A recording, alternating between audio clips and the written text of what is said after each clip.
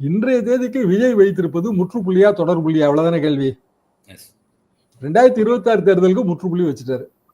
இதுதான் அவரோட ரூட்னு முற்றுப்புள்ளி வச்சுட்டாரு. இந்த 10 மாசத்துல எந்த விதமான மாற்றம் வராது அப்படின்னு நீங்க பாக்குறீங்களா சார்? 10 மாசத்துல மாற்றம் வரணும்னாங்க 2 அணி தான் இப்ப இருக்கு களத்துல. திமுக அணி ஒண்ணு, அதிமுக அணி ஒண்ணு. அதிமுக அணியில பிஜேபி இருக்கு. பிஜேபி பேசுறது ஹிந்து நேஷனலிசம்.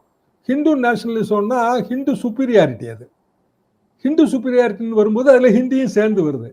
அவ்வளவு பெரிய மகாராஷ்டிரா எதுக்குதுங்க? அத 65 நாங்க சொன்ன இந்தி இம்போசிஷன், இந்தி திணிப்புங்கிற வார்த்தையே இன்னைக்கு இத்தனை வருஷம் கழிச்சு, 60 வருஷம் கழிச்சு மகாராஷ்டிரா பயன்படுத்துது. நீ இந்துன்னா ஹிந்தின்னு நினைக்கிறாங்க. கர்நாடகாவும் சேர்ந்து கர்நாடகாவும் சொல்லுது.